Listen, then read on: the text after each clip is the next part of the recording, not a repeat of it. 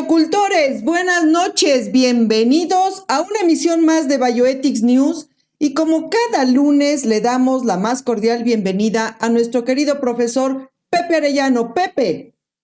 ¿Qué tal? Muy buenas noches a todas, a todos. Un placer nuevamente en este programa Bioethics News, porque las noticias en bioética merecen ser reflexionadas.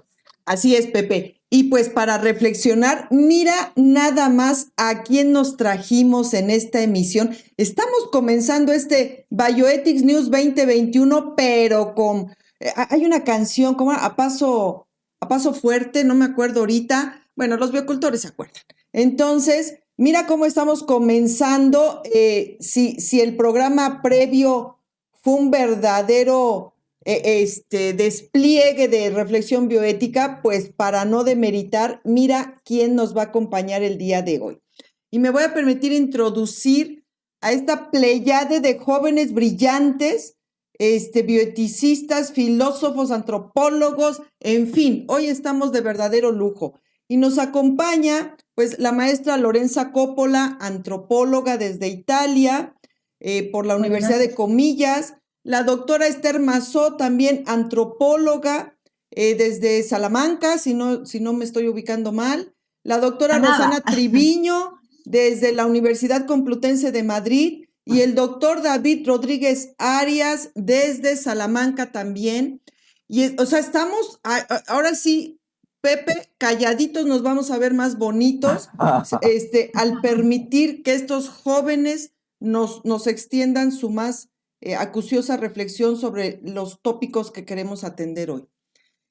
Bienvenidos todos, buenas noches, buenas tardes de Italia, España. Bienvenidos a esta es su casa, Pepe desde Querétaro, yo desde Puebla. Les damos la más cordial bienvenida a Bioethics News.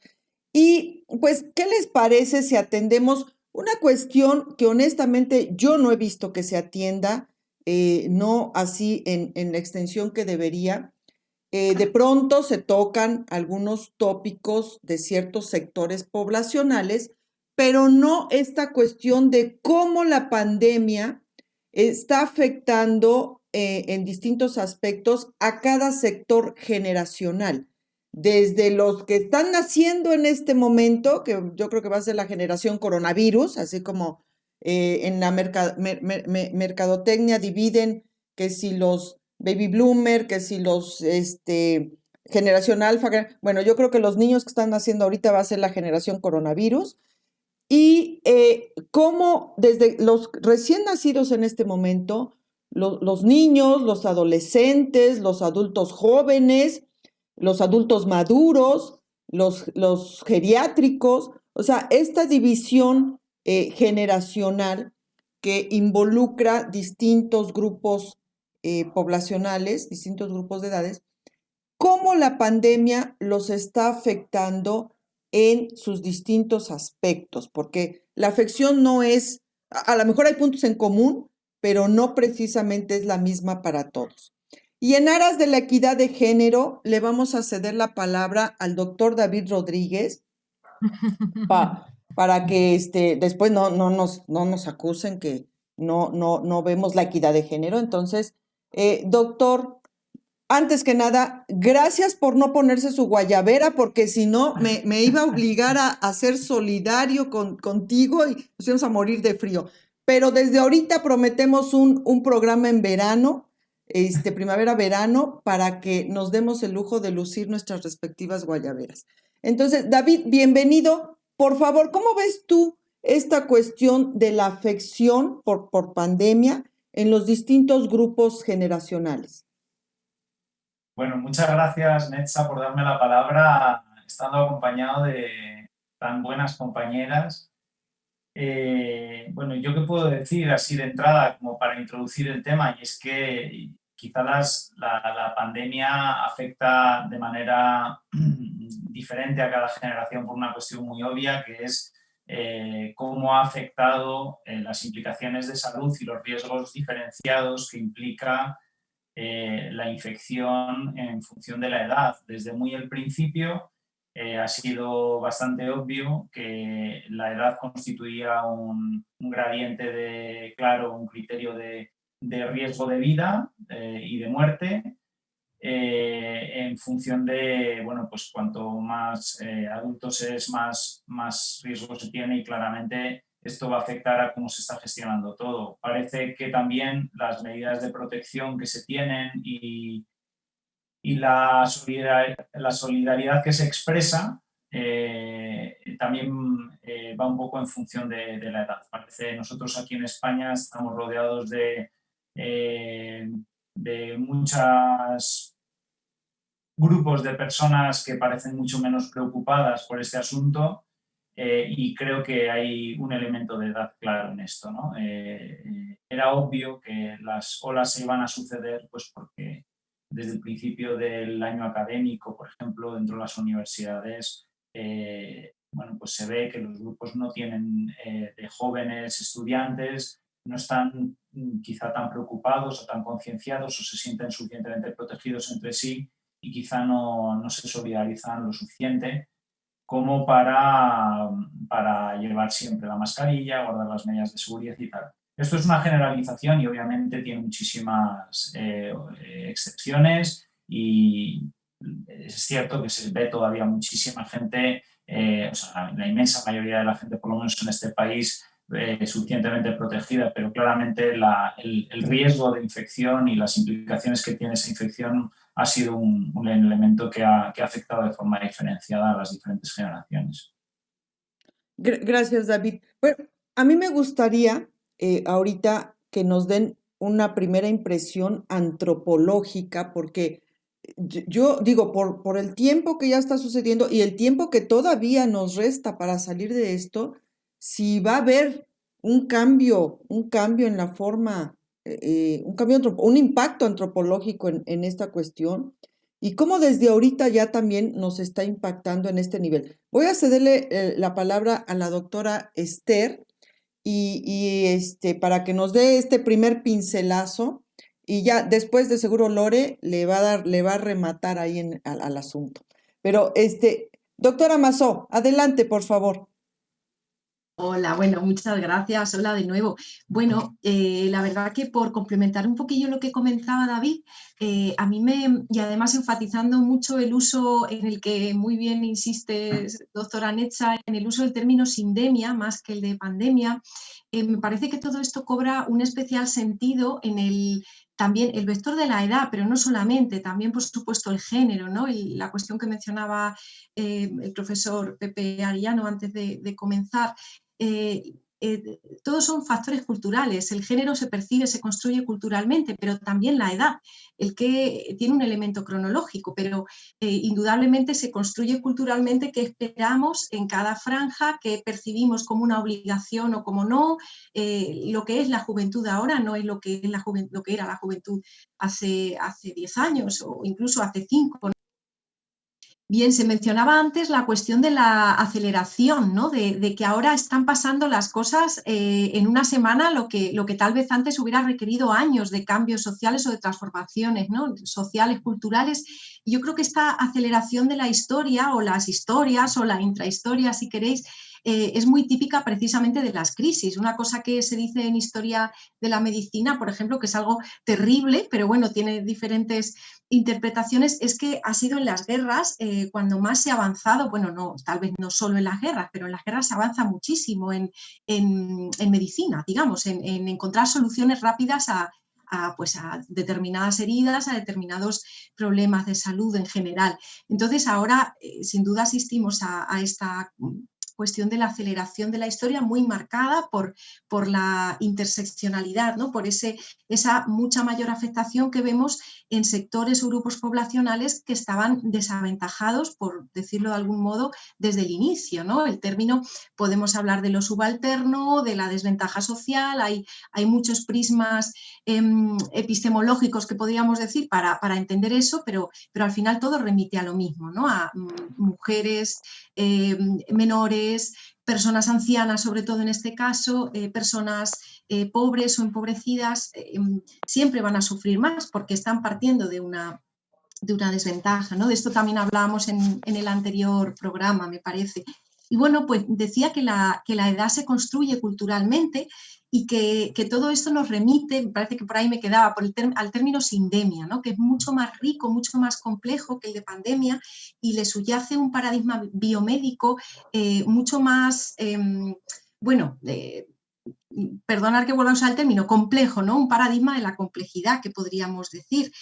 Yo me he traído aquí algunas notas de en qué momento se empieza a usar, no sé si dar la palabra a Lorenza y retomar la cuestión de la sindemia más adelante o preferís que continúe ahora, como Sí, queráis, que no quiero monopolizar sí, la palabra. sí, gracias, Esther. Vamos a darle la palabra a Lore, y porque en el programa pasado atendimos extensamente lo de sindemia, pandemia, entonces, y nos dieron una golpiza, entonces, bueno, no nos dieron una golpiza, pero sí fue una reflexión profunda, amplia, de gente con mucho peso, de cómo el término sindemia para fines prácticos no abona más a lo que ya abonan otros conceptos.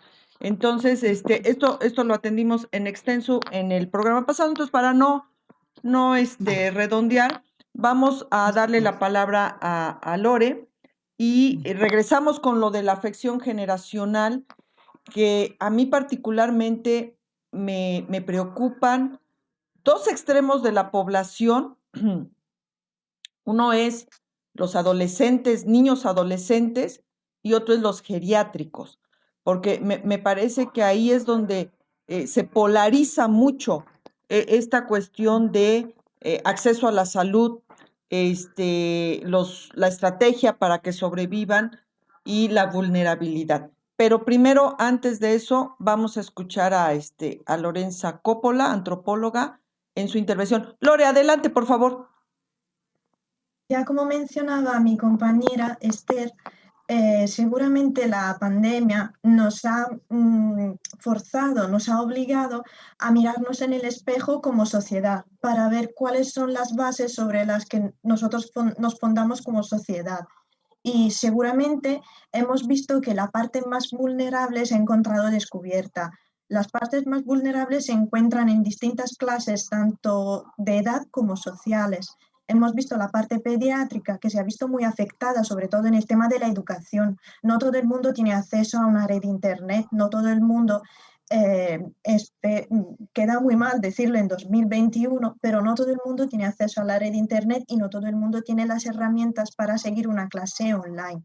También se ha visto afectada la parte de los adolescentes, que ahora mira a la ciencia con desconfianza, porque las personas mayores, las personas con más experiencia, les enseñan que hay que desconfiar de los médicos, que no se pueden confiar en los científicos, y todo eso es mentira, nos queda atrapados en el pasado, cuando se iban buscando brujas y vampiros para explicar el nacimiento de un fenómeno tan devastador como puede ser una epidemia, ¿no? Pensemos por ejemplo, en la peste negra, que afectó a Europa durante el siglo XIV. Y entonces lo que hay que empujar es hacia la educación de esta parte de la población, que al final va a ser la población del futuro. También hemos visto historias de profunda soledad y depresión que han ido aumentando durante la pandemia, sobre todo durante el estado de lockdown, de cierre total, también en las partes más, en la mayoría de los adultos maduros, y también en la parte geriátrica de la población. De hecho, por ejemplo, en Italia son ejemplares las llamadas de las personas mayores a los carabinieri, que en España sería un poco como la Guardia Civil, ¿no? Las fuerzas de la orden, que se encargan de proteger a los ciudadanos. Y una forma de proteger a los ciudadanos es que no se sientan solos, que no se sientan abandonados. Tocaste puntos capitales. Vamos a darle oportunidad a Rosana y ahorita recapitulamos sobre lo que acabas de exponer. Rosana, por favor.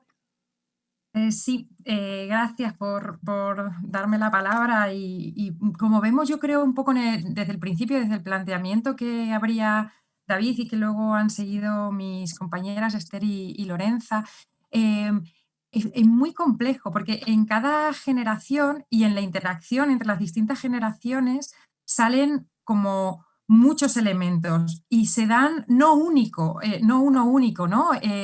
Antes de empezar la grabación del programa comentábamos la dificultad a veces de ir conociendo las distintas generaciones que se van estableciendo, ¿no? Y de dónde nacía y demás, ¿no? Y se tiende a hacer como generalizaciones o rasgos que como que identifican a cada una de las generaciones, pero vemos también que hay elementos que son movibles, ¿no? Que no es tan fácil ponerle rótulos. Y al hilo de las cosas que comentaba ahora Lorenza y un poquito antes también, veía, por ejemplo, si pensamos por ir focalizando y por ir quizás analizando como por segmentos, si queréis, de edad, a propósito de los de esas partes de la población que le preocupaban a la doctora Necha, ¿no? De decir, bueno, tenemos por un lado la infancia y adolescencia, tenemos por otro lado sectores de población con una edad más avanzada que se ven muy expuestos por una cuestión de salud. Si empezamos por la parte de infancia y adolescencia, vemos que por un lado están los problemas de conectividad y acceso a la educación que comentaba Lorenza. Pero por otro lado, una hiperconexión que conduce a un acceso a la información tremendo, que es inmenso, pero justo en esa inmensidad circulan bulos junto con evidencia científica, se tiene como una presencia muy grande de un tipo de información poco contrastada y que llega de manera abrumadora, ¿no? Eso como en el manejo de la información y de la confianza en lo que se está haciendo. Por otra parte, por un lado tenemos lo que comentaba también David, ¿no? A propósito de la población universitaria y demás, de que por un lado tenemos un tipo de población con una percepción del riesgo muy baja, porque ven que no son los grupos de población más afectados en salud, sino que, bueno, pues lo pasan así como una mala gripe y pueden seguir adelante. Y al tiempo que eso ocurre, que es verdad que tienen una percepción del riesgo y entonces eso les lleva a manejarse y a vivir de una manera determinada que igual se considera poco apropiada para el momento que vivimos, al tiempo que eso también, o alimentado y retroalimentado por eso, intentando como encasillar en ese segmento que quizás no es tan encasillable, hay un proceso de estigmatización también grande, que también, bueno, pues se amplía por abajo. En esto ha trabajado muy bien, de una manera, creo, bastante bonita. Creo que luego Esther igual puede también tirar por ahí, ¿no? En la estigmatización de estos sectores de población sobre los que a veces recae como la responsabilidad. Los jóvenes son muy irresponsables, se van a beber por ahí juntos, no dejan de salir, hacen fiestas, pero bueno, no son los únicos. Ha llegado Navidad y en Navidad nos hemos juntado todos, hay familias enteras con estos problemas y seguramente no estaban de botellón, estaban compartiendo una comida, ¿no? Entonces, no sé, hay como muchos elementos, ¿no? Hiperconexión o baja conexión. Nos llega mucha información, pero ¿cómo seleccionar esa información? ¿Cómo enfrentan el riesgo esos sectores de población frente a otros en los que el pánico rige sus vidas, como puede ser la generación de personas con una edad más avanzada, en la que casi se paraliza todo lo demás porque el miedo y el temor y la guía fundamental de su existencia en este tiempo tiene que ver con el miedo a infectarse, a tener COVID, ¿no?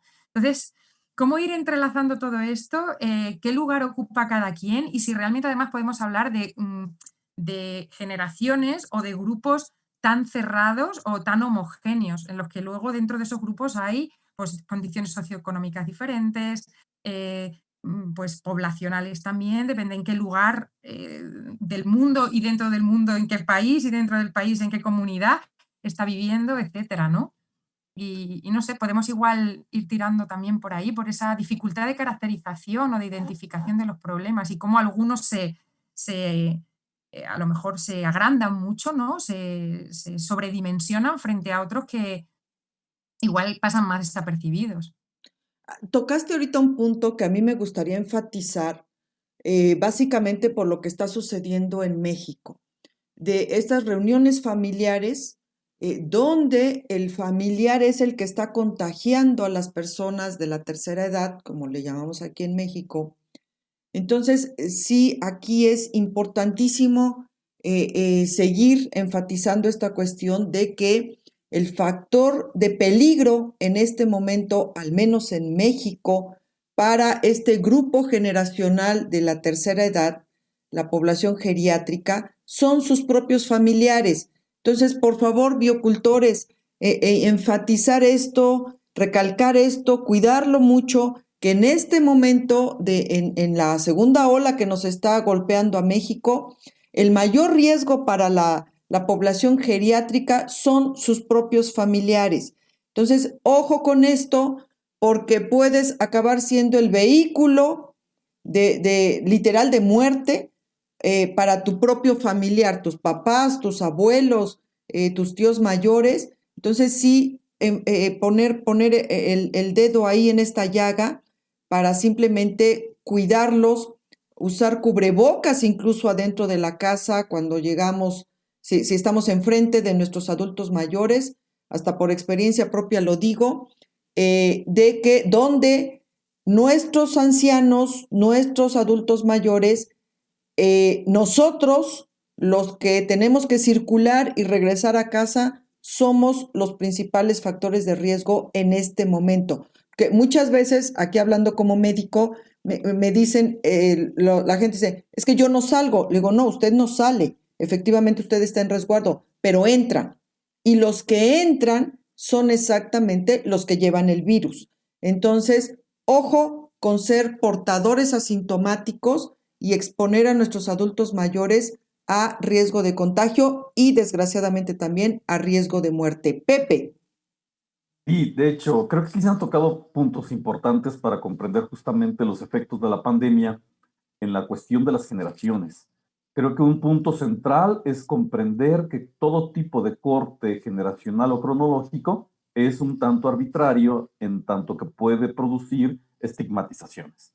Es decir, y eso lo vimos al inicio de la pandemia, en donde se decía que la gente mayor de edad, la gente de la tercera edad, pues tenía menos posibilidades de vida y que por lo tanto tenía que privilegiarse cuando, en el caso de un estado de emergencia, ¿a quién le dábamos el oxígeno, no? ¿A quién le dábamos un conector? Entonces, al inicio se decía que a los jóvenes porque tenían mayor posibilidades de vida. La cuestión fue un golpe duro, sobre todo pensando en que la edad no puede ser un factor por si vas a vivir o vas a dejar de vivir. Era una cuestión de discriminación radical. Y por el otro también pensar que los jóvenes es la parte irresponsable, que son los que propagan el virus, lo cual también es otro tipo de estigmatización para la gente joven, porque por supuesto que también hay muchos adultos, ¿no? Mucha gente madura de 40, 50 años, que también están promoviendo las salidas, están promoviendo las fiestas. La mayor parte de las fiestas en México que han sido clausuradas, pues son promovidas por gente adulta, no por los jóvenes, ¿no? Las bodas, los 15 años, pues son los papás, son la gente madura la que están promoviendo este tipo de actividades. Entonces yo creo que aquí sí tenemos que ser muy cautelosos, pero por la otra parte también hay que observar que el efecto de la pandemia no solamente es una cuestión de generación, si eres joven o si eres adulto. También aquí viene un elemento muy importante que hablábamos hace un momento antes de empezar este programa, que es la cuestión de género. Quien ha golpeado o a quien se ha golpeado en cualquier ámbito educativo, de trabajo, de violencia, es al género femenino, nuevamente. Es decir, si revisamos todas las estadísticas, la mayor deserción en las escuelas, pues son de niñas. El mayor despido a nivel tanto nacional como mundial, o que se han quedado sin trabajo, nuevamente vuelven a ser las mujeres. Quien tiene mayor posibilidad de sufrir violencia intradoméstica derivado del confinamiento son las mujeres. Hablábamos también sobre cómo se están disparando los casos de embarazos no deseados en niñas, derivados justamente de la violencia doméstica. Entonces creo que el efecto de la pandemia sobre las generaciones no solamente debe de ser considerado desde el punto de vista de la edad, sino en este caso también de la cuestión de género. No sé, ¿cómo ve, doctora Netta y invitados e invitadas que engalanan esta Bioetics News de esta emisión? Sí, comparto tu opinión, porque efectivamente las mujeres han sido más afectadas, por no decir violentadas, con diversos tipos de violencia, en este fenómeno. Pero también, al menos en el sector salud en México, el menor índice de fallecimientos es en mujeres. Y esto también recalcarlo, o sea, al principio, en la primera ola, fue franco cómo el índice de fallecimientos en los profesionales de la salud eran hombres. Se desataron 20,000 teorías al respecto, se especuló sobre 20,000 teorías, que si la genética, que si no sé qué, que si la composición corporal, pero no se mencionó, no se enfatizó cualidades que también pues se tienen que distinguir. Las mujeres son más disciplinadas en el autocuidado, tienen más disposición de acudir a servicios médicos en forma temprana, o sea, se empiezan a sentir mal e inmediatamente van a que se les atienda. Entonces se inicia tratamiento de forma más temprana y eso les da más posibilidades de sobrevida. Y, repito, son más cuidadosas en todo lo que implica el autocuidado y el tratamiento cuando ya están enfermas. Entonces, o ya están contagiadas, mejor dicho. Entonces, esto también es una cuestión de género. O sea, también esta situación es una cuestión de género donde la mujer, o mejor dicho, como dijo Nancy Reagan, a veces la vida, a veces el humano, la persona es como una bolsita de té y la vida es como una taza de agua hirviendo. Y entonces cuando metes esa bolsita de té al agua hirviendo, sacas tu mejor esencia o sacas tu mejor sabor. Entonces, aquí también, en estos momentos de crisis, estamos viendo cómo las virtudes de género y los defectos de género también se expresan de forma aguda y de forma intensa. No quiere decir que los hombres no tengan virtudes, pero sí son un poco más indisciplinados, un poco más reacios a ir a atención médica, y la historia tiene muchos puntos en común. Al menos los fallecidos cercanos, ¿cuál es la historia en común? Que se tardaron 2 semanas en ir a atenderse, que no se tomaban bien los medicamentos, que no iban a chequeo, que no se vigilaban, etcétera, etcétera. Son un poco más dependientes de cuidado y en este sentido, las mujeres pues no necesitan a nadie para cuidarse, se cuidan solas y se vigilan solas y se hacen todo solas. Resultado, el índice de mortalidad es mucho menor en mujeres que en hombres, pero no quita lo que socialmente se ve.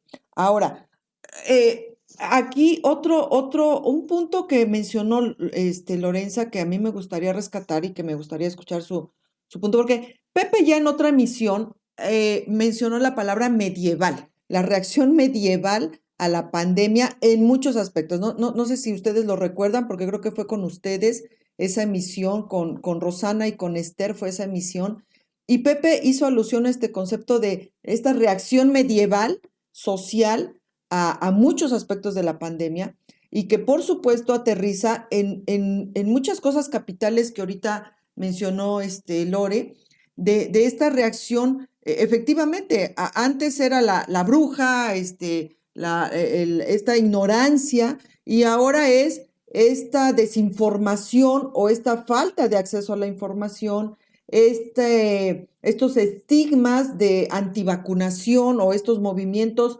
antivacunas, anticubrebocas, antirreclusión, anti todo, esta exaltación de los derechos a mi libertad, a mi libre albedrío, al no someterme, estas teorías de la conspiración hacia el manejo de la pandemia misma, etcétera, etcétera, etcétera, que seguramente ustedes están empapados de eso, y que de alguna forma van a dejar un legado, una impronta en las generaciones, sobre todo los jóvenes, los adolescentes, los niños quizás ya, y que de alguna forma va a impactar en su desarrollo futuro. Entonces, en este sentido, ¿cuál es su mejor apreciación al respecto? Y finalmente, cómo los adultos jóvenes, como nosotros, por ejemplo, y los adultos mayores, podemos combatir, aunque de pronto también muchos, los que somos de Madonna para atrás ya vivimos tantas teorías de la conspiración que estamos curados ya de todo eso. Pero los que son los que somos de Madonna para atrás, pero los que son de Madonna para adelante, no tanto, no están tan vacunados al respecto. Para algunos quizás esta es su primera experiencia. Entonces, en ese sentido, ¿cómo ven ustedes que vaya a afectar el desarrollo futuro? Sobre todo por esta cosa que Rosana ejemplificó perfecto, o sea, la falta de conexión para lo realmente adecuado, que es la educación, y la hiperconexión para lo no tan adecuado, que ocasiona o genera esta bola de nieve en la cuestión que estoy comentando. David. Yo quería, nada, pues retomar algunas ideas, ¿no?, que habéis dicho y reflexiones que me hacéis tener, ¿no? Había pensado con respecto a la cuestión del género, es obvio el impacto que tiene la pandemia, en otras cosas porque probablemente no haya habido muchas épocas recientes en las que el cuidado haya sido tan necesario como ahora, y ya sabemos en quién hacemos reposar esas tareas. Realmente ahora mismo, entonces, eso explica, por ejemplo, las bajas laborales y eso acrecienta las desigualdades, la injusticia, en fin. Y con respecto a la cuestión de la información, las vacunas, la sobreinformación o la desinformación, o en fin, yo creo que es muy importante más que nunca pensar de manera crítica la ciencia. Es decir, tomarse la ciencia lo suficientemente en serio como para escrutarla y creerse las cosas, pero con un punto de vista muy crítico. Es decir, aplicar el método científico a las propias verdades científicas y de forma formarnos lo suficiente como para no dar nada por válido, pero no ser un escéptico casi por inercia. Entonces, es muy importante, yo creo que, bueno, pues no confiar de forma ciega en la ciencia, pero tampoco ser un escéptico casi como por moda, ¿no? Y yo creo que con respecto a las vacunas, pues efectivamente es una cuestión que hay que analizar muy bien. Las medidas de control y de verificación y de validación de las vacunas siguen siendo las mismas como para cualquier otro medicamento. Y bueno, pues yo creo que hay que ser razonable en comprender que los procesos de validación han necesariamente cambiado, se han acelerado, y eso incrementa los riesgos, pero probablemente ahora mismo lo que hay que hacer es comparar los riesgos que tomamos al vacunarnos con los riesgos que tomamos al no vacunarnos, individualmente y colectivamente. Y yo creo que pensar eso reflexivamente es algo que debemos hacer cada uno. Sí, y de ahí surgió justo lo que acabas de mencionar ahorita, y de ahí surgió este decreto de la vacunación por emergencia, porque efectivamente se ha evaluado que vale más el beneficio que se va a obtener a la vacunación masiva versus el riesgo al estarlo haciendo como se está haciendo. Entonces, justo por lo que acabas de mencionar, ahí se justifica, se reafirma otra vez el por qué tuvo que hacerse mediante decreto de emergencia. Excelente. Esther, pues ya seguimos el orden. Gracias, sí, que estaba poniendo el audio. Bueno, a mí todo esto me da muchísimo que pensar. Me viene todo el tiempo a la cabeza el término infoxicación. Además, yo lo experimento en mí misma, ¿no? Hay tal aluvión de información, muchas veces contrapuesta. Es cierto que ahora casi todo el mundo tiene acceso a la información. Bueno, igual no casi todo el mundo por muchas cuestiones, como lo que apuntaba Rosana. Pero es cierto que a veces hay sin duda una cara oscura, que podríamos decir, o reverso tenebroso de esa cantidad tremenda de información a menudo contradictoria incluso, porque cada cual pues entiende lo que puede o lo que quiere y se queda con lo que le gusta. Y yo es que estoy con el tema de las vacunas, estoy atendiendo a algunos a reacciones que además no me esperaba en personas, incluso en científicos, que no se fían, que no tal, no, pues yo no me la voy a poner porque ya veremos a ver. Entonces, hay una muy importante la reflexión personal de cada cual que mencionabas, David, pero también no dejar de pensar en una clave colectiva. Porque si hay muchas personas que dicen, bueno, no, es que yo no me la pongo, que yo no perjudico a nadie y ya está. Y ya veremos si me la pongo o no dentro de 2 años, por ejemplo, ¿no? Esto se lo he escuchado yo a decir a profesores de física de la Facultad de Granada, por poneros ejemplos. No, es que igual tú no, pero esto tiene una dimensión colectiva con muchas implicaciones, ¿no? Entonces, bueno, la verdad que todo esto de lo que, bueno, yo me gusta llamar infoxicación, tiene mucha cuestión, ¿no? Pendiente de reflexión y bueno, todo lo que comentaba Rosana también, vamos, retomando alguna reflexión suya diferente sobre la cuestión curricular de la infancia también y la afectación tan grande a ese colectivo, más la infancia que la adolescencia en este caso concreto. Es curioso que hay una preocupación muy grande por lo curricular y desde luego que, bueno, sin duda la importancia es evidente, ¿no? Por las consecuencias a medio y sobre todo largo plazo, lo que implica, hay muchos estudios sobre lo que puede implicar a largo plazo para la calidad de las vidas de estos niños y niñas que no tienen acceso a la educación por la pandemia. Pero se habla menos de lo que hay algunas autoras que están llamando genocidio emocional a raíz de la pandemia. Las necesidades emocionales que están totalmente descuidadas, ¿no? No solo, por supuesto, en la infancia, pero la infancia es más vulnerable, ¿no? Y está todavía en formación, que podríamos decir. Entonces, hay un elemento muy, muy grande de eso, que a menudo es curioso porque se liga con una hiperconexión de niños, niñas que no pueden ser convenientemente atendidos y entonces están con la tablet. Y suceden ahí un montón de contradicciones que, bueno, la verdad que es otra de las grandes cuestiones antropológicas que a mí me está dando mucho que pensar. No sé, Lorenza o Rosana, a esto respecto. Genocidio emocional. Hijo, vamos a tener que hacer un programa sobre de eso. Genocidio, o sea, me pegó ahorita ese concepto, genocidio emocional. Vamos a tener que hacer algo al respecto. Lore, a lo mejor te muevo ahorita un poquito el tapete, pero entendiendo que tú eres especialista en biología evolutiva, ¿cómo? O sea, hay un aspecto que pocas veces se menciona y se atiende, porque claro, todavía estamos en gerundio y todavía estamos con la angustia de lo agudo, pero estamos hablando de millones de personas, ya en este momento millones de personas afectadas por la enfermedad, por el virus. El punto neural casi siempre es pulmones, aunque, bueno, hay otros órganos afectados, pero pulmones.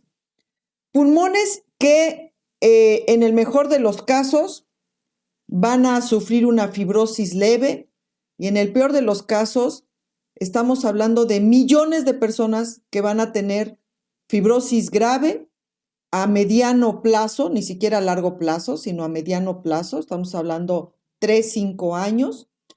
Por supuesto, con una afección vital importante y que por supuesto va a estar condicionada su sobrevida también de forma importante. Y eso es lo que no se ve, no se está viendo todavía porque, repito, estamos con la angustia de lo agudo. Pero ¿cómo esto? O sea, estamos hablando y luego con esta idea que surgió de la primera ola de, bueno, total, todos nos vamos a contagiar, como si fuera ahí una gripita, pero al decir todos nos vamos a contagiar, también podemos decir todos vamos a acabar con fibrosis pulmonar, o sea, puede estar implícito. Entonces, en este impacto de salud pública, que evidentemente ya se está dando, o sea, no es especulativo, ya lo tenemos. Ya tenemos personas que en estos momentos ya tienen fibrosis pulmonar por coronavirus y ya tenemos la situación que en unos 3-5 años los afectados van a desarrollar fibrosis pulmonar, los afectados a nivel pulmonar, tienen este riesgo de desarrollar fibrosis pulmonar. Y todo eso va a haber un impacto sociológico, va a haber un impacto en muchos niveles, pero a nivel evolutivo, o sea, vamos a tener como, sabes que no encuentro las palabras adecuadas, pero una adaptación biológica y eventualmente humanos con pulmones más disminuidos. ¿Cómo ves tú este panorama? Lore. Primero comentar que la evolución no es un fenómeno que se pueda observar, es decir, es el sueño de todo científico poder observar la evolución en el momento en el que ocurre, pero la verdad es que lo único que vemos de verdad son los resultados, las consecuencias del proceso de evolución, que en la mayoría de las veces se basa en el proceso de selección natural, es decir, la supervivencia de los que son más adaptados a su entorno, al ambiente. Es verdad que eso también pasó durante la gran peste negra del siglo XIV, entre 1346 y 1353. Lo que se vio a nivel genético era que los supervivientes llevaban una mutación en su parte inmunológica, en los genes que se ocupan de la respuesta inmunitaria, como una superexpresión, ¿no? Como que eran más adaptados a este tipo de patógeno. Y también quizás se pueda observar ahora, también ya se está hablando de individuos superinmunes que presentan una inmunidad, una respuesta inmunitaria hacia el virus que es más efectiva que los demás. Esto sí puede ser en tiempos normales, es decir, sin las herramientas modernas de la medicina, en tiempos normales sí hubiese sido un punto fundamental para la selección natural, para la evolución de la población humana. De hecho, estos genes llegan hasta nosotros, los genes que se seleccionaron durante la peste negra llegan hasta nosotros porque la población europea casi que se quedó en la mitad de lo que era. Y necesitó otros 200 años para poder volver a su población antigua antes del estallar de la pandemia, de la peste negra. Quizás pueda ser esta la perspectiva que tenemos como humanidad. Yo, de todas formas, creo que hoy, en 2021, afortunadamente tenemos la posibilidad de elegir y tenemos una elección mejor que quemar brujas y vampiros, y es creer en la vacuna y en las potencialidades de la ciencia. Sí, mencionaste un término que a mí me gustaría que Rosana retome. Bueno, le voy a mover el tapete también a Rosana. Ya les estoy jugando rudo, pero es que están diciendo cosas muy, muy importantes y me gustaría enfatizarlos. Adaptación.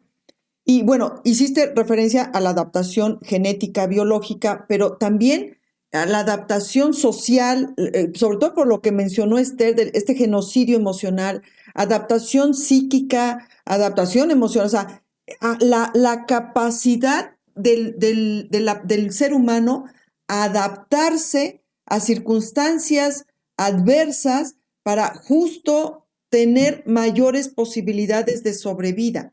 Y sí, efectivamente, bueno, hasta donde mis humildes conocimientos llegan, en la peste negra fue 3/4 de la población de Europa, o sea, fue una, que es algo que yo siempre utilizo como referencia para decir, ni quejarnos tanto, porque esta pandemia, o sea, claro, están mal las comparaciones, pero tomando en cuenta los recursos con los que se contaba, la peste negra fue 10 veces peor de lo que estamos viviendo ahorita. O sea, ahí los recursos con los que se contaba a todos los niveles, incluyendo los médicos, sanitarios, etcétera, digo, por amor de Dios, ahí era agua bendita y más nada. Entonces, también aquí un poco de pronto vemos reacciones muy pueriles porque esto que estamos viviendo ni remotamente podemos comparar con esa peste que prácticamente acaba con Europa y ahora contamos con muchísimos más recursos y simplemente tenemos estas posibilidades de estar a resguardo y estar a salvo. Y para empezar, pues la forma en que se produjeron las distintas vacunas y en tiempo récord.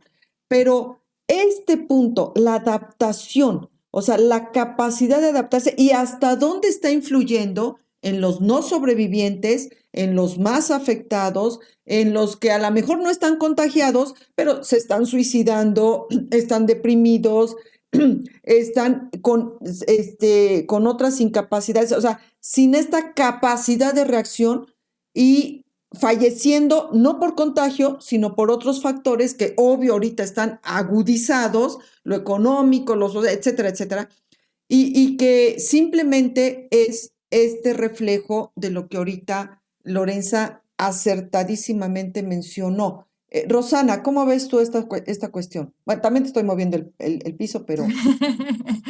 No pasa nada, la verdad que es muy interesante. Yo lo que veo es lo inabarcable que esto daría para muchos más programas por todo lo que sale, ¿no? Y por lo que está ocurriendo justo ahora. O sea, es muy difícil ver evoluciones, ¿no? O el qué ocurrirá, porque nos falta como el tiempo. Estamos como, pues eso, en riguroso directo, viviendo y forzados a la adaptación.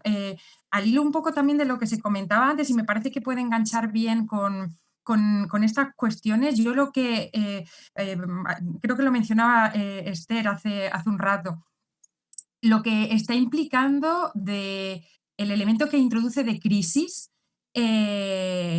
en muchos niveles, ¿no? En el nivel de adaptación, en el nivel de cuestionamiento del modelo que teníamos y que de alguna manera eso parece que va apareciendo en los debates, pero no tanto en lo inmediato, ¿no? Porque, claro, nos asomamos a las noticias y todos los días en las noticias lo que vemos es el número de casos, número de muertes, número de infecciones, qué medidas se toman, cuál es el rifirrafe político de turno según las medidas se adoptan o no. Si damos esa idea de que aquí está muy presente todos los días, ¿no? De si se prioriza la economía o la salud. O sea, eso es como lo inmediato.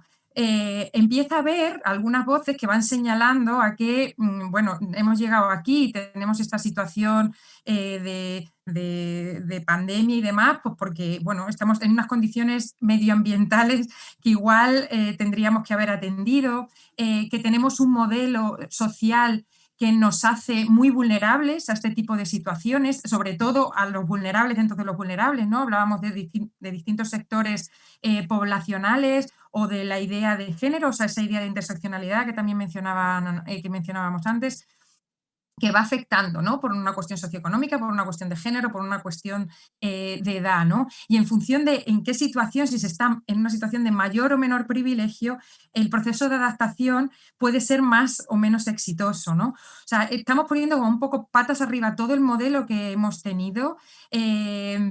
Conviene empezar a mirar quizá no solamente por la gente motivada, que es más ecologista o más convencida de la necesidad de la preservación del medio ambiente, sino de que realmente esto se convierta en un punto central de la agenda social y política, como es el cuidado del mundo en el que vivimos, para evitar precisamente situaciones tan sumamente traumáticas como la que tenemos de pandemia.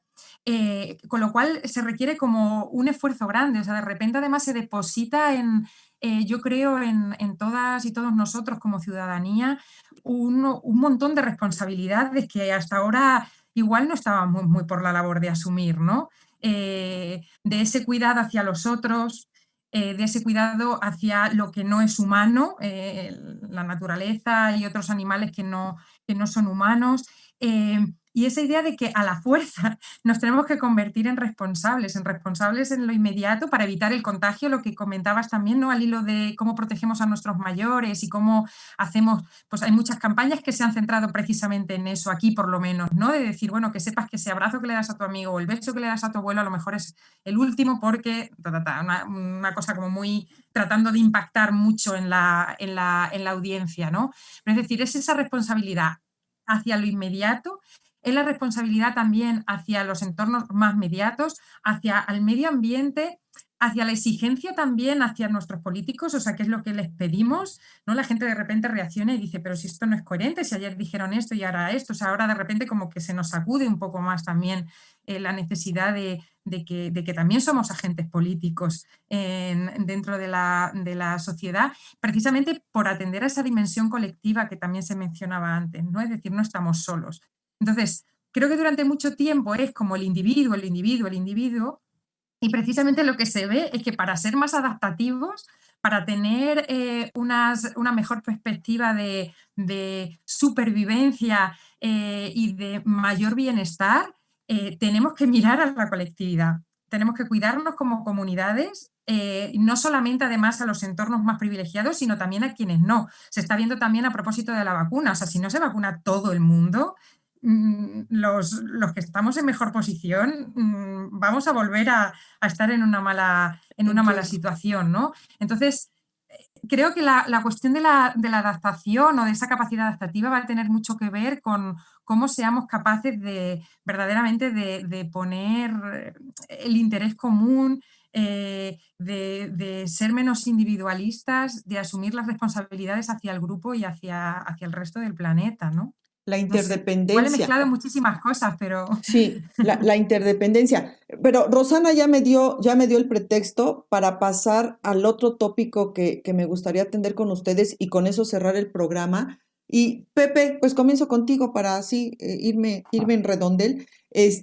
Realmente esta crisis, independientemente de toda la complejidad que implica, pero en bioética siempre está este término de cambio de paradigma. Hay cambio de paradigma para arriba, hay cambio de paradigma para abajo, y cambio de paradigma a la derecha y a la izquierda. Y siempre es como una conceptualización muy reiterativa en el ámbito de la bioética, el famoso cambio de paradigma.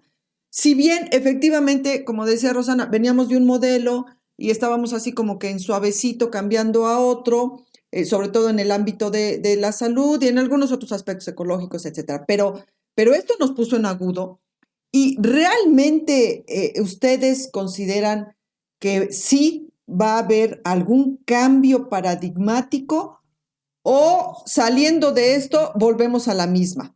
Pepe, te escucho.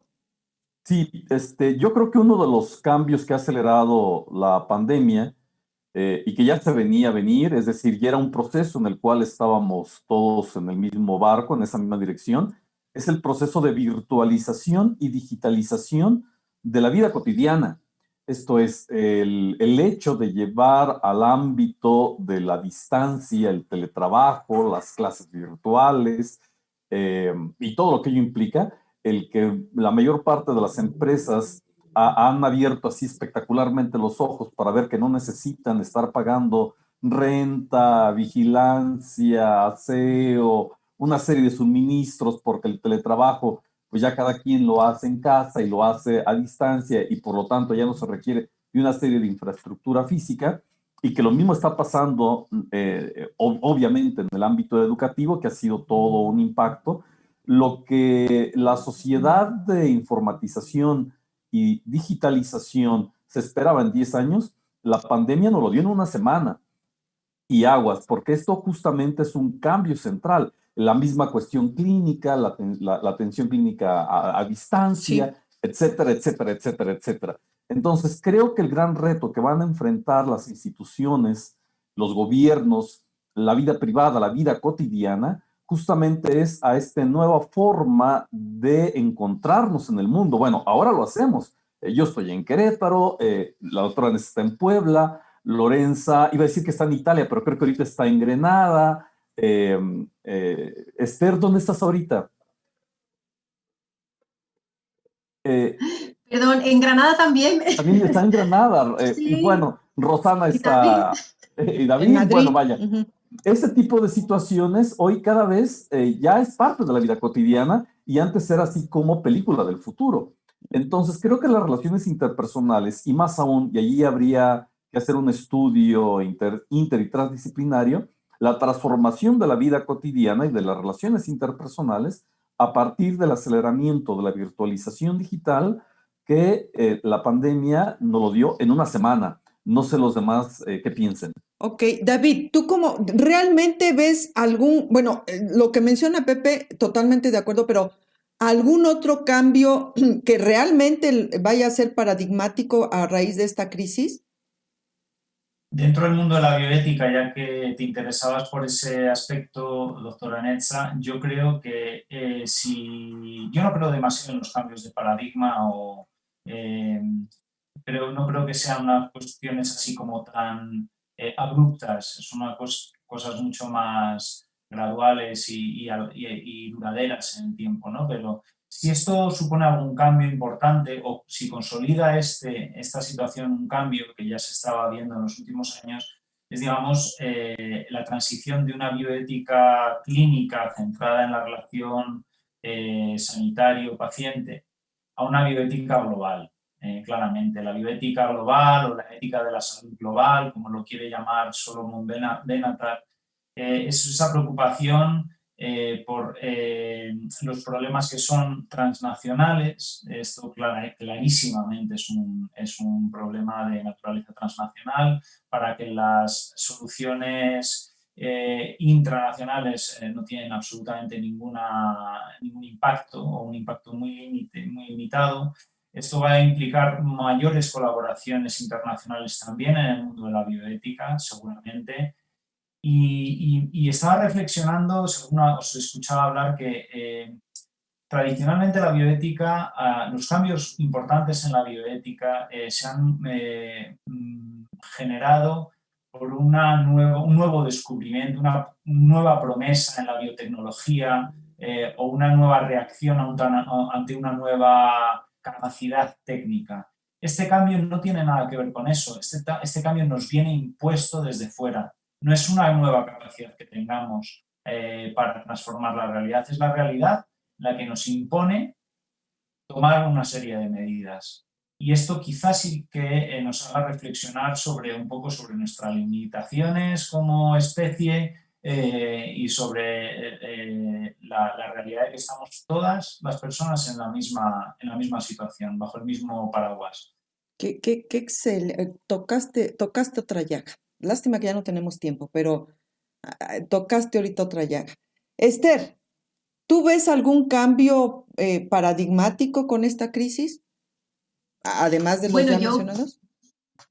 Sí, bueno, en eso pienso un poco como David, ¿no? Que los cambios, o lo que apuntaba antes Lorenza, sobre que la evolución no se ve en el momento en que no pasa en un momento, sino que lo vemos a posteriori, pasa con los cambios de paradigma. A lo mejor cuando están pasando no lo vemos tan claro, o puede ser un nuevo enfoque que convive con otros muchos. Tal vez dentro tendríamos que volver a hablar en 10 años o en 20, ¿no? Pero lo que yo creo que sí está claro, en realidad lo ha apuntado David, pero bueno, por enfatizar un poco más esa cuestión, es que la comprensión de lo global, sobre todo en relación a este tipo, bueno, una pandemia, ¿no? Por ejemplo, lo que ahora, las disposiciones que se van a tomar si surge algo así, o sea, la política internacional al respecto ha cambiado totalmente, ¿no? Se ha creado toda una nueva serie de protocolos, de actuaciones a nivel internacional, a nivel de la OMS, que es algo nuevo, ¿no? Y claro, si sucede algo parecido en unos años, pues será de otra manera, tal vez tenga otras crisis nuevas aparejadas, pero cuestiones que ahora, digamos, nos han pillado de manera totalmente desprevenida, será diferente, ¿no? De algún modo. Yo ya no sé si un cambio de paradigma como tal, probablemente sí. A mí me gusta mucho pensar o usar el término de la dimensión antropocénica, ¿no? La comprensión del antropoceno, de la era que vivimos, desde el enfoque del antropoceno, sobre todo porque liga el devenir humano a lo que decía también Rosana, a todo lo no humano, el ecosistema, otros animales. Esto también se relaciona mucho con toda la cuestión de la zoonosis, que tampoco podemos desarrollar mucho aquí, pero cómo el cambio climático está produciendo que enfermedades que antes solo eran de animales ahora se cambian de contexto y de pronto saltan al ser humano o a otros animales y después al ser humano. Entonces, la cuestión climática creo que es fundamental en todo, en la política internacional, en lo que hacemos cada día y desde luego como estamos viendo y padeciendo mucho también en la salud, en las cuestiones más básicas, ¿no? de la salud. Creo que la dimensión climática y esa comprensión compleja del antropoceno puede arrojar un poco de luz, ¿no? Aportarnos un poquito de luz en todo esto. No, y tocaste otra llaga, porque el cambio paradigmático no necesariamente puede ser a mejor, o sea, también puede ser a peor, justo lo que acabas de Sí, decir ahorita, que salimos de esta y ya tenemos un pie en la siguiente. De hecho, la doctora Lisbeth lo mencionaba en la emisión pasada, dice, llegó este virus que ya fue más mortal y van a venir otros y pueden ser más mortales incluso conforme la biodiversidad se vaya erosionando todavía más y entonces nos ponemos cada vez más cerca o tenemos ese riesgo de ponernos más cerca hacia cosas más mortales o hacia cosas que arrasen de forma mucho más grave pues toda la frágil estabilidad que estamos logrando a punta de todo lo ya mencionado. Entonces, efectivamente, el erosionar, el seguir erosionando la biodiversidad es un peligro inminente para, en primer lugar, para los humanos, no porque no por un sentido antropocéntrico, sino porque no tenemos esa capacidad de adaptación que tienen otras especies en este sentido más rápido. Los ecosistemas tienen un sistema de equilibrio y todas las demás especies tienen otros mecanismos de adaptación que a veces son más rápidos y más eficaces que los que tenemos los humanos. Y en ese sentido, de pronto el humano puede ser el más vulnerable ante esta erosión de biodiversidad. Entonces, el cambio de paradigma no necesariamente puede ser hacia mejor, sino también hacia estos riesgos que tú ahorita acertadísimamente acabas de comentar. Lore. Pues por cierto que la temporada que estamos viviendo va a dejar unas huellas bastante importantes. Creo que estamos en una época de transición, así como lo fue la Edad Media durante la Peste Negra, fue una época de transición y dejó unas huellas importantes a nivel económico, a nivel social. Por ejemplo, hasta entonces no había una clase trabajadora, había solamente el pueblo y la nobleza, no había la clase burguesa, por así decirlo, que se desarrolló solamente en aquel entonces. Y luego también en el campo del arte, en el campo literario, también podemos apreciar obras que se dedican casi totalmente a la descripción del triunfo de la muerte, de las brujas, de los vampiros. Y ahora también podemos ver que la producción literaria y también la producción científica se centra sobre todo en la descripción de todas aquellas enfermedades que a lo largo del camino evolutivo del hombre han dejado una huella importante. Y eso tiene un patrón cíclico en nuestra historia evolutiva. Lo que pasa es que desafortunadamente tengo que comentar que como especie tenemos muy mala memoria. Casi nadie se acuerda de los 300 millones de muertos debido a la viruela. ¿Y cómo se venció la viruela? Pues con la vacuna. Sí, somos una especie pésima para los buenos recuerdos, porque para los malos, o sea, se nos da fabuloso. Pero exacto, no tenemos memoria histórica y no tenemos esa transmisión transgeneracional de las enseñanzas que cada crisis nos ha enseñado y pareciera que cada crisis empezamos casi de cero por esta falta de... Sí. Rosana, cierras con tu participación y cerramos esta emisión. Y antes de cederle la palabra a Rosana, quiero agradecerles profundamente el aceptar esta invitación, el acompañarnos el día de hoy. Como siempre, brillantes, no me dejan de asombrar todos ustedes. Yo cuando sea grande quiero ser como ustedes, o en mi próxima vida voy a empezar desde chiquita para ya cuando tenga su edad ser exactamente como son ustedes, lúcidos, brillantes, profundos, proactivos, realmente de las generaciones o de los jóvenes que uno quiere tener al lado y uno quiere ver para simplemente pues provocar esos cambios tan necesarios, esos ajustes tan necesarios. Muchísimas gracias y les pido una disculpa a David y a Esther porque ya los andaba cambiando hasta de latitud geográfica, pero ellos radican y trabajan en la Universidad de Granada. Mil disculpas por andarlos cambiando de lugar, pero ¿cómo se llama? de donde sean, son más que bienvenidos y donde quiera que estén, no importa si estén en el Polo Norte, yo los busco y yo los traigo porque realmente son una verdadera aportación reflexiva y no hay palabras para terminar de agradecerles. Muchísimas gracias por acompañarnos el día de hoy. Nos vemos en verano, lo prometo, para lucir nuestras guayaberas. David y yo les vamos a dar una cátedra de guayaberas aquí, verán. Y biocultores, cerramos con la doctora Rosana Triviño esta emisión. Escuchemos su comentario, su aportación. Y les recuerdo, cada lunes a las 9 de la noche, por favor, acompáñenos en Bioethics News. Rosana, adelante, por favor. Bueno, yo después de este cierre, doctora Netza, no sé muy bien qué decir, más allá de que muy felices, yo creo que hablo por mis colegas, ¿no? De haber compartido este rato, que también estamos muy contentos de repetir.